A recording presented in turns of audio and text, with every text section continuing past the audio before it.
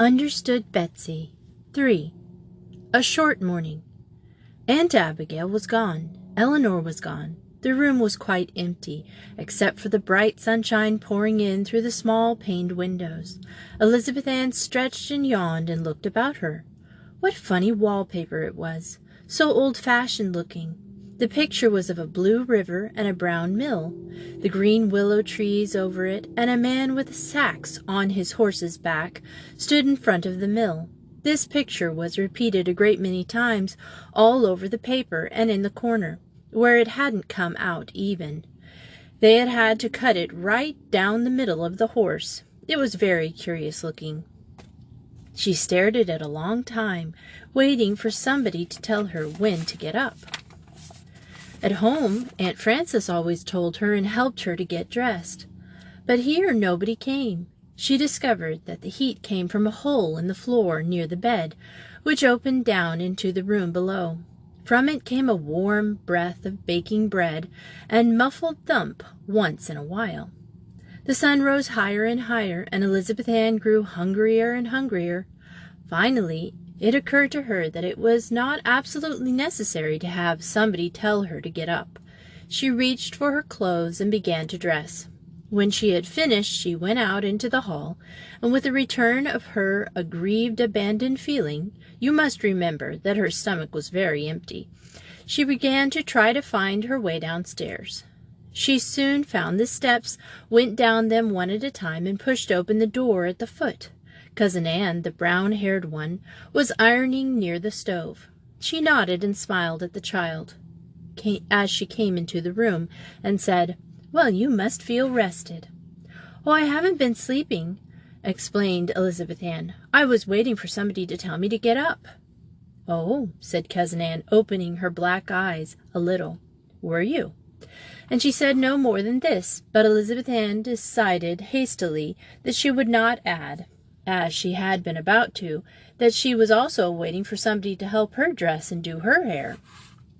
As a matter of fact, she had greatly enjoyed doing her own hair, the first time she had ever tried it, and it had never occurred to Aunt Frances that her little baby girl was grown up enough to be her own hairdresser, nor had it occurred to Elizabeth Ann that this might be possible.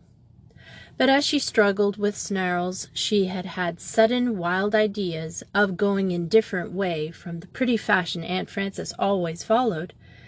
Elizabeth Ann had always secretly envied a girl in her class whose hair was all tied back from her face, with one big knot in a ribbon at the back of her neck. It looked so grown up, and this morning she had done hers that way, turning her neck till it ached, so that she could see the coveted tight effect at the back. And still, aren't little girls funny? Although she had enjoyed doing her own hair, she was very much inclined to feel hurt because Cousin Anne had not come to do it for her. Cousin Anne set her iron down with the soft thump which Elizabeth Ann had heard upstairs. She began folding a napkin and said, "Now reach yourself a bowl off the shelf yonder. The oatmeal's in the kettle on the stove, and the milk is in the blue pitcher. If you want a piece of bread and butter, here's a new loaf just out of the oven, and the butter's in the brown crock." Elizabeth Ann followed these instructions and sat down before this quickly assembled breakfast in a very much surprised silence. At home, it took the girl more than half an hour to get breakfast and set the table, and then she had to wait on them besides. She began to pour the milk out of the pitcher, and stopped suddenly. "Oh, I'm afraid I've taken more than my share," she said apologetically. Cousin Anne looked up from her rapidly moving iron and said, in an astonished voice, "Your share? What do you mean?" "My share of the quart," explained Elizabeth Ann. At home they bought a quart of milk and a cup of cream every day, and they were all very conscientious about not taking more than their due share. "Good lands, child, take all the milk you want," said Cousin Anne, as though she found something shocking in what the little girl had just said. Elizabeth Ann thought to herself that she spoke as though milk ran out of the faucet like water. She was fond of milk, and she made a good breakfast as she sat before about the low-ceilinged room. It was unlike any room she had ever seen. It was, of course, the kitchen, and yet it didn't seem possible that the same word could be applied to that room and the small, dark cubbyhole which had been Grace's asthmatical kingdom. This room was very long and narrow, and all along one side were windows with white, ruffled curtains drawn back at the sides, and with small, shining panels of glass, through which the sun poured golden light on a long shelf of potted plants that took the place of a window-sill. The shelf was covered with shining white oilcloth. The pots were of clean reddish-brown, and the sturdy, stocky plants of bright green, with clear red and white flowers. Elizabeth Ann's eyes wandered all over the kitchen from the low white ceiling to the clean, bare wooden floor. But they always came back to those shiny windows. Once back in the big brick school building, as she had sat drooping her thin shoulders over her desk, some sort of procession had gone by with a brass band playing a lively air. For some reason, every time she now glanced at that sheet of sunlight and the bright flowers, she had a little of the same thrill which had straightened her back and gone up and down her spine while the band was playing. Possibly Aunt Frances was right after all, and Elizabeth Ann was a very impressionable child. I wonder, by the way, if anybody ever saw a child who wasn't. At one end, the end where Cousin Ann was ironing, stood the kitchen stove, gleaming black, with a tea kettle humming away on it, a big hot water boiler near it, and a large kitchen cabinet, with lots of drawers and shelves and hooks and things. Beyond that, in the middle of the room was the table where they had had supper last night, and at which the little girl now sat eating her very late breakfast.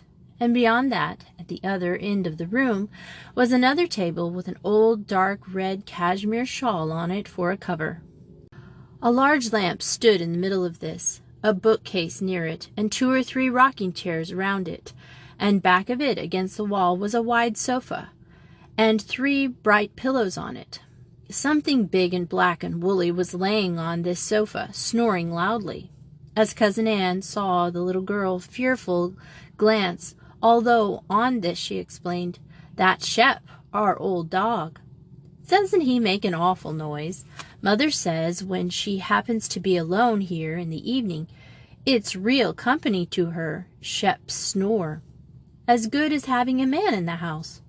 Although this did not seem at all a sensible remark to Elizabeth Ann, who thought soberly to herself that she didn't see why snoring made a dog as good as a man.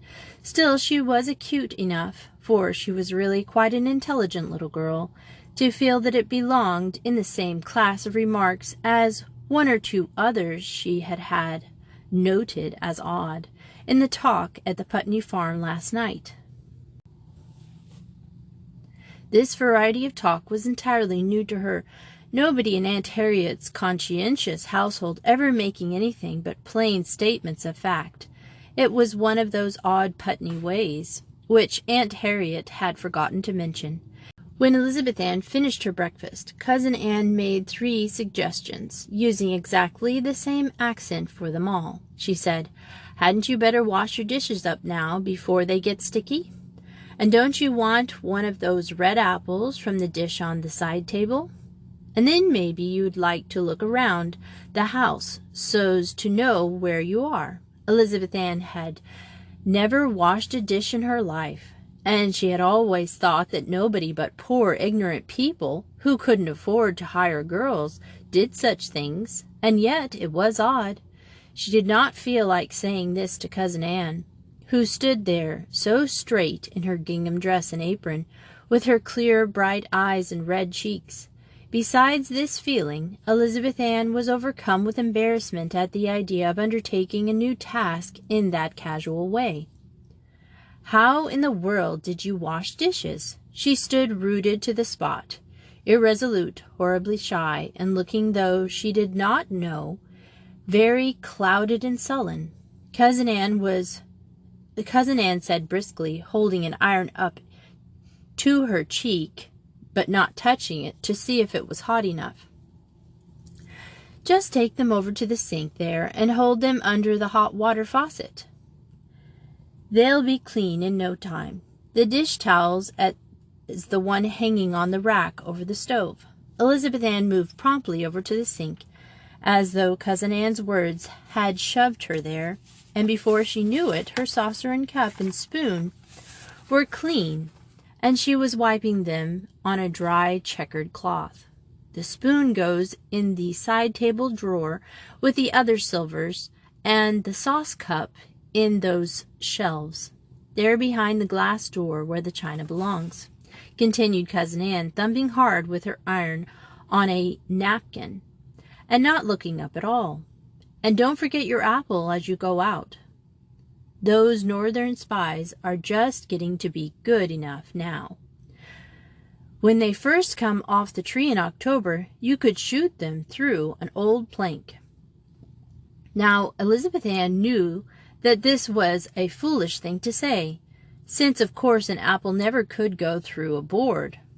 But something that had always been sound asleep in her brain woke up a little bit, opened one eye, for it occurred dimly to Elizabeth Ann that this was a rather funny way of saying that northern spies are very hard when they are first picked, then in the autumn. She had to figure it out for herself slowly, because it was a new idea to her, and she was halfway through her tour of inspection of the house before there glimmered on her lips, in a faint smile, the first recognition of a joke in all her life.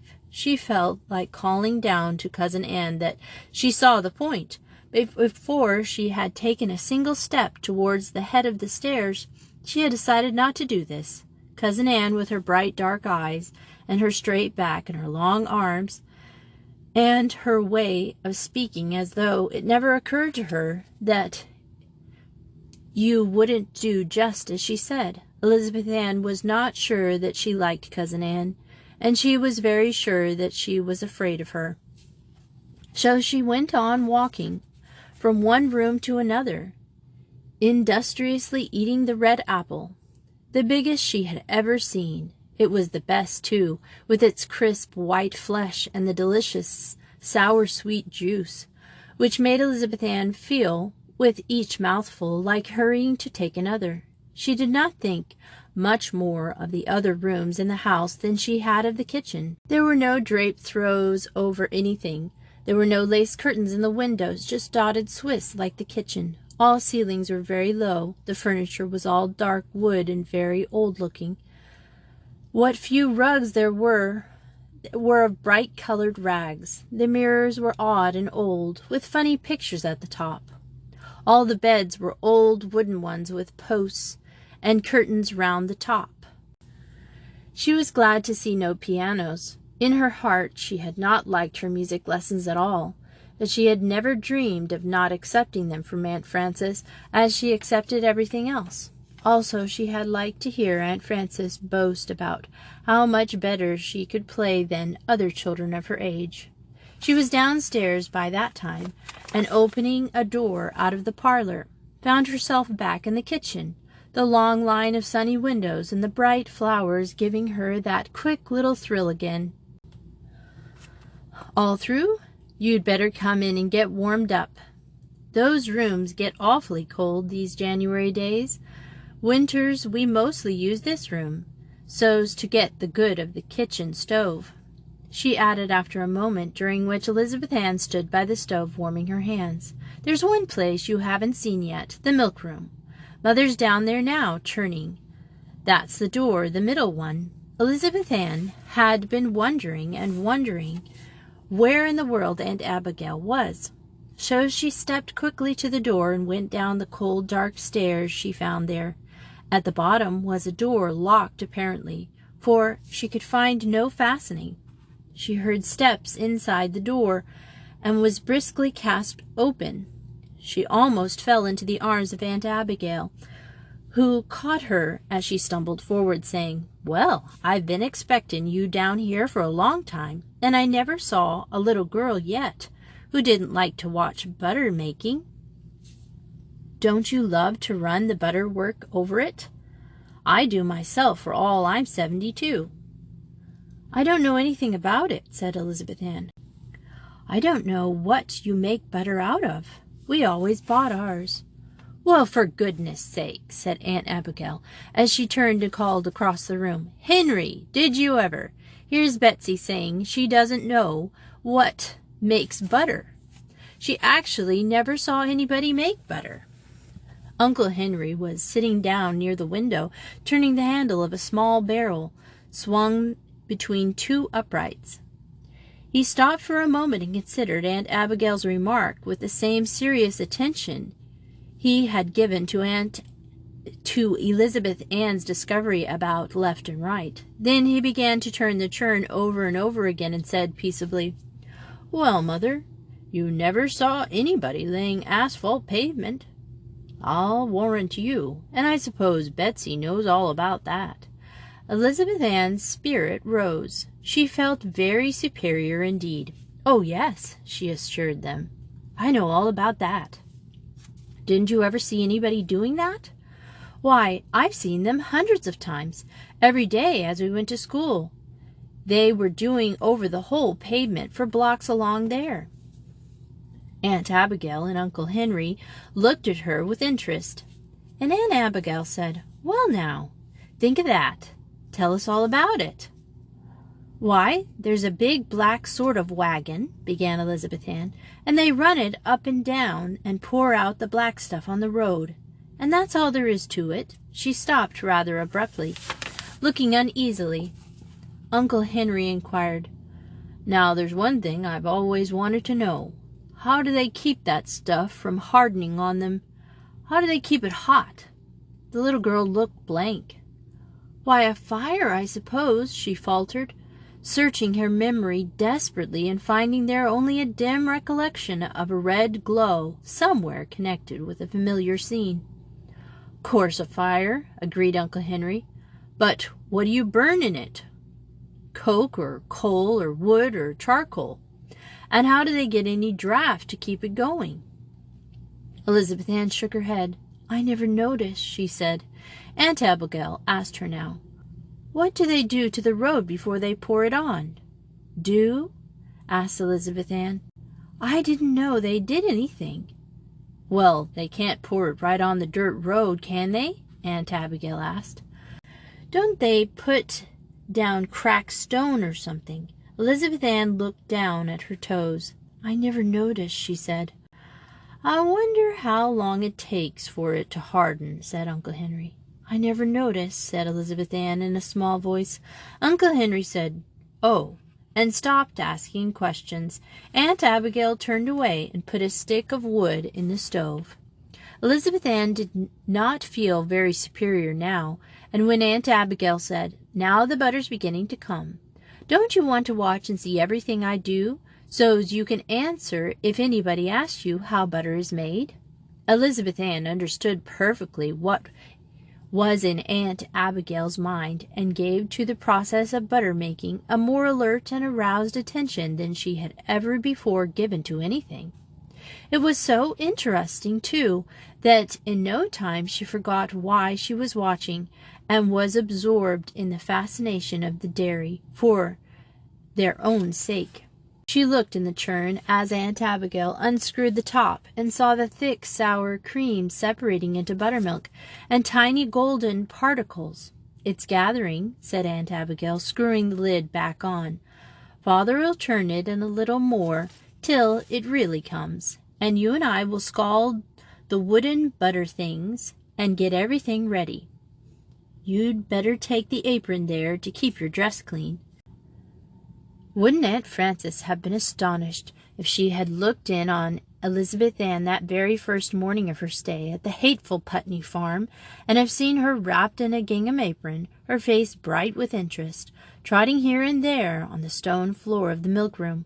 She was allowed the excitement of pulling out the plug from the bottom of the churn, and dodged back hastily to escape the gush of buttermilk spouting into the pail held by Aunt Abigail. And she poured the water in to wash the butter and screw on the top herself, and again all herself, for Uncle Henry had gone off as soon as the butter had come. Swung the barrel back and forth 6 and 7 times to swish the water all through the particles of butter. She even helped Aunt Abigail scoop out the great yellow lumps. Her imagination had never conceived of so much butter in all the world. Aunt Abigail let her run the curiously shaped wooden butter works back and forth over the butter, squeezing out the water, and then pile it up again with her wooden paddle into a mold of gold. She weighed out the salt needed on the scales, and was very much surprised to find that there really is such a thing as ounces. She had never met it before outside the pages of her arithmetic book, and she didn't know it lived anywhere else. After the salt was worked in, she watched Aunt Abigail's deft, wrinkled old hands make pats and rolls. It looked like the greatest fun, and too easy for anything. And when Aunt Abigail asked her if she would like to make up the last half-pound into a pat for dinner, she took up the wooden paddle confidently, and then she got out the surprises that the Putney farm seemed to have for her. She discovered that her hands didn't seem to belong to her at all, and that her fingers were all thumbs, and that she didn't seem to know in the least beforehand how hard a stroke she was going to give, nor which way her fingers were going to go. It was, as a matter of fact, the first time Elizabeth Ann tried to do anything with her hands except to write and figure and play the piano, and naturally she wasn't very well acquainted with them. She stopped in dismay, looking at the shapeless, battered heap of butter before her, and holding out her hands as though they were not her own. Aunt Abigail laughed, took the paddle, and after 3 or 4 passes the butter was a smooth yellow ball.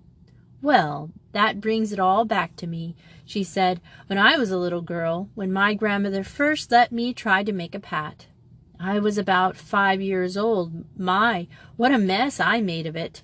And I remember, doesn't it seem funny that she laughed, and she said, Great Aunt Elmira had taught her how to handle butter right here in this very milk room.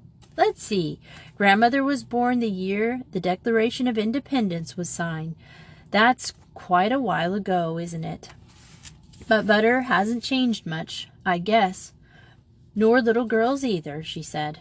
Elizabeth Ann listened to this statement with a very odd, startled expression on her face, as though she hadn't understood the words. Now for a moment she stood staring up at Aunt Abigail's face, and yet not seeing her at all, because she was thinking so hard. She was thinking, why? There were real people living when the Declaration of Independence was signed. Real people, not just history people, old women teaching little girls how to do things, and right in this very room, on this very floor, and the Declaration of Independence just signed.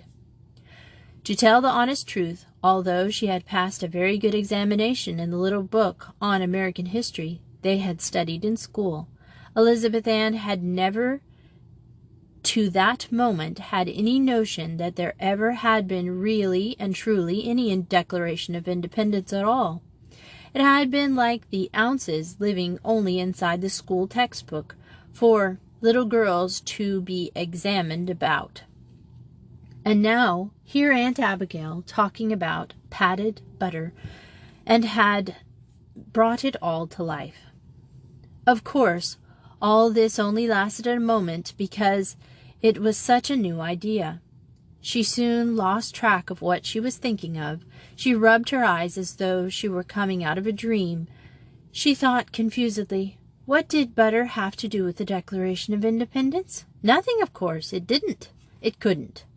And the whole impression seemed to pass out of her mind. But it was an impression which was to come again and again during the next few months.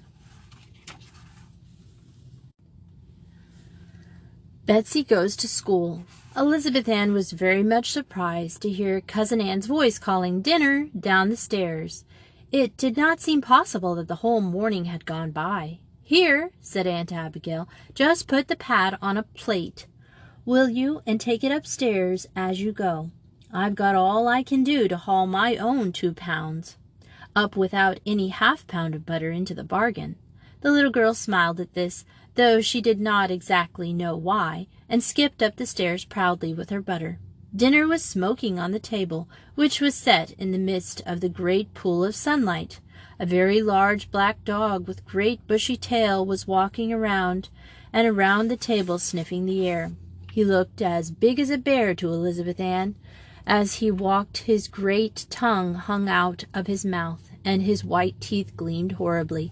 Elizabeth Ann shrank back in terror, clutching her plate of butter in her breast with tense fingers. Cousin Anne said over her shoulder, "Oh, bother, there's old Shep. Got up to pester us, begging for scraps. Shep, you go lie down this minute." To Elizabeth Ann's astonishment and immense relief, the great animal turned, drooped his head sadly, walked back across the floor, got up on the couch again, and laid his head down on one paw very forlornly, turning up the whites of his eyes meekly at Cousin Anne. Aunt Abigail, who had just pulled herself up the stairs panting, said, between laughing and puffing, "I'm glad I'm not an animal on this farm. Anne does boss them around so." "Well, somebody has to," said Cousin Anne, advancing on the table with a platter. This proved to have chicken fricassee on it, and Elizabeth Ann's heart melted in her at the smell. She loved chicken gravy on hot biscuits beyond anything in the world, but chickens are so expensive when they buy them in the market that Aunt Harriet hadn't had them very often for dinner. And there was a plate of biscuits, golden brown, just coming out of the oven. She sat down very quickly, her mouth watering, and attacked the big plate of food which Cousin Anne passed her. In Aunt Harriet's, she had always been aware that everybody watched her anxiously as she ate, and she had heard so much about her light appetite that she felt she must live up to her reputation, and had a natural and human hesitation about eating all she wanted when there hadn't been much to eat. But nobody here knew that she only ate enough to keep a bird alive, and that her appetite was so capricious. Nor did anybody notice her while she stowed away the chicken and gravy and hot biscuits and currant jelly and baked potatoes and apple pie. When did Elizabeth Ann ever eat such a meal before? She actually felt her belt growing tight. In the middle of the meal, Cousin Anne got up to answer the telephone, which was in the next room. The instant the door had closed behind her, Uncle Henry leaned forward, tapped Elizabeth Ann on the shoulder, and nodded towards the sofa. His eyes were twinkling, and as for Aunt Abigail, she began to laugh silently, shaking all over her napkin at her mouth to stifle the sound. Elizabeth Ann turned wonderingly and saw the old dog cautiously and noiselessly letting himself down from the sofa, one ear cocked rigidly in the direction of Cousin Anne's voice in the next room. "The old tyke," said Uncle Henry. "He always sneaks up to the table to be fed if Anne goes out for a minute. Here, Betsy, you're nearest. Give him that piece of skin from the chicken neck." The big dog padded forward across the room, evidently in such a state of terror about Cousin Anne that Elizabeth Ann felt for him. She had a fellow feeling about the relative of hers. Also, it was impossible to be afraid of so meek and guilty an animal. As old Shep came up to her, poking his nose inquiringly at her lap, she shrinkingly held out the big piece of skin, and though she jumped back at the sudden snap and gobbled gulp with which the old dog greeted the tidbit, she could not but sympathize with the evident enjoyment of it. He waved his bushy and grateful, cocked his head on one side, and his ears stood up at attention. His eyes glistened greedily. He gave a little begging whine. "Oh, he's asking for more," cried Elizabeth Ann, surprised to see how plainly she could understand dog talk. "Quick, Uncle Henry, give me another piece."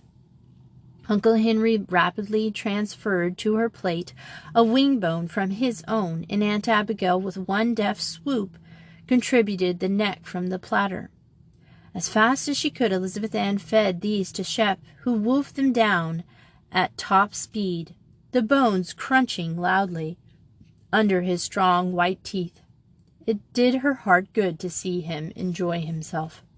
There was a sound of the telephone receiver being hung up in the next room, and everybody acted at once. Aunt Abigail began drinking innocently out of her coffee cup, only her laughing old eyes showing over the rim.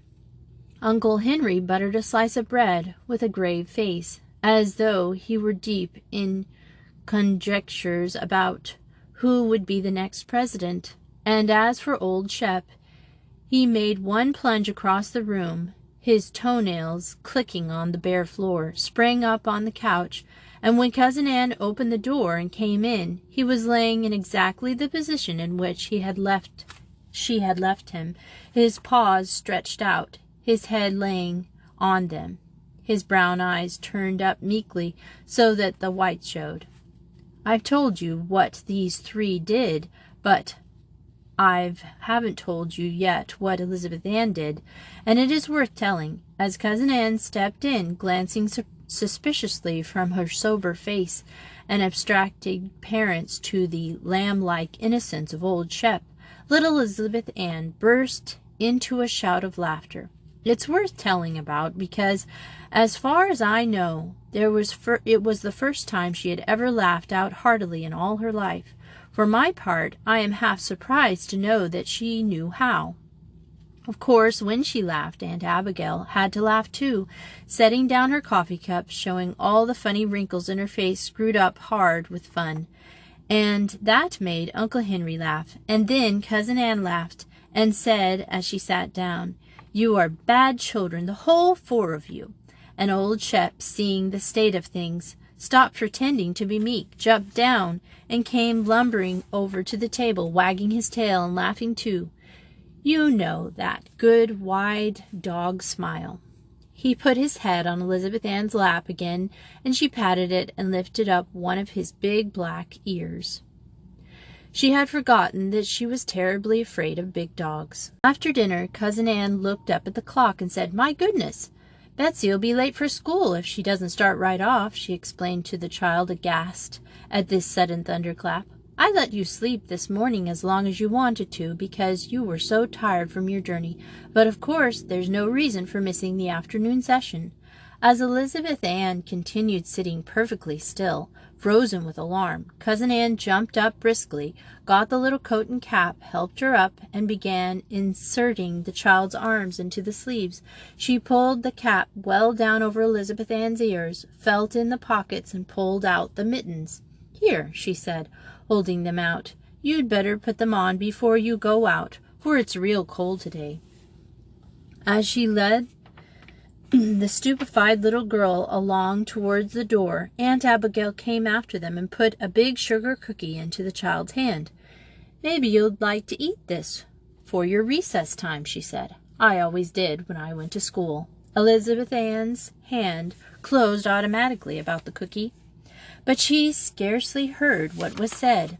She felt herself to be as in a bad dream. Aunt Frances had never let her go to school alone, and on the first day of the year always took her to the new teacher and introduced her and told the teacher how sensitive she was and how hard to understand, and then she stayed there for an hour or two till Elizabeth Ann got used to things. She could not face a whole new school all alone. Oh, she couldn't, she wouldn't. She couldn't. Horrors! Here she was in the front hall. She was on the porch. Cousin Anne was saying, "Now run along, child, straight down the road till the first turn to the left, and there in the crossroads, there you are." And now the front door closed behind her, and the path stretched before her to the road, and the road led down the hill the way Cousin Anne had pointed. Elizabeth Ann's feet began to move forward and carried her down the path, although she was still crying out to herself, "I can't, I won't, I can't." Are you wondering why Elizabeth Ann didn't turn right around, open the front door, and walk in and say, "I can't, I won't, I can't," to Cousin Anne? The answer to this question is that she didn't do it because Cousin Anne was Cousin Anne. There's more in that than you think. In fact, there is a mystery in it that nobody has ever solved. In fact,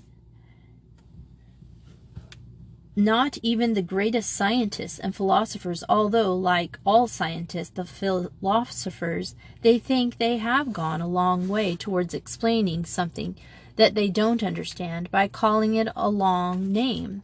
The long name is personality, and what it means nobody knows, but for all that, it is perhaps the very most important thing in the world, yet we know only one or two things about it. We know that anybody's personality is made up of the sum of total of all the actions and thoughts and desires of his life, and we know that though there aren't any words or any figures in any language to set down the sum total accurately, still it is one of the first things that everybody knows about anybody else, and that really is all we know. So I can't tell you why Elizabeth Ann did not go back and cry and sob and say she couldn't, and she wouldn't, and she couldn't, as she would certainly have done if Aunt Harriet was there. You remember that I could not even tell you why it was that, as the little fatherless and motherless girl lay in bed looking at Aunt Abigail's old face, she should feel so comforted and protected that she must needs break out crying. No, all I can say is that it was because Aunt Abigail was Aunt Abigail. But perhaps it may occur to you that it's rather a good idea to keep a sharp eye on your personality, whatever that is. It might be handy, you know, to have a personality like Cousin Anne's, which sent Elizabeth Ann's feet down the path, or perhaps you would prefer one like Aunt Abigail's. Well, take your choice. You must not, of course, think of a moment that Elizabeth Ann had the slightest intention of obeying Cousin Anne. No, indeed. Nothing was further from her mind. As her feet carried her along the path and onto the road, in her mind was nothing but rebellion and fear and anger and, oh, such hurt feelings. She turned sick at the very thought of facing all the staring, curious faces in the playground, turning on the new scholars as she had seen them do at home. She would never do it.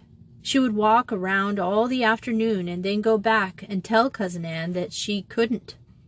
She would explain to her how Aunt Frances never let her go out of doors without a loving hand to cling to. She would explain to her how Aunt Frances always took care of her, and it was easier to think about when she would say what she would say and do and explain away from Cousin Anne than it was to say it and do it before those black eyes. Aunt Frances's eyes were soft and light blue. Oh, how she wanted Aunt Frances to take care of her. Nobody cared a thing about her. Nobody understood her but Aunt Frances. She wouldn't go back at all to the Putney farm. She would just walk on till she was lost, and the night would come, and she would lie down and freeze to death. And then wouldn't Cousin Anne feel? Someone called to her, "Isn't this Betsy?" She looked up astonished. A young girl in a gingham dress and a white apron, like those at the Putney farm, stood in the front of a tiny square building, like a toy house. "Isn't this Betsy?" asked the young girl again. "Your Cousin Anne said you were coming to school today, and I've been looking out for you. But I saw you going right by, and I ran out to stop you." "Why, where is the school?" asked Betsy, staring round for a big brick 4-story building. The young girl laughed and held out her hand. "This is the school," she said, "and I'm the teacher, and you'd better come right in, for it's time to begin."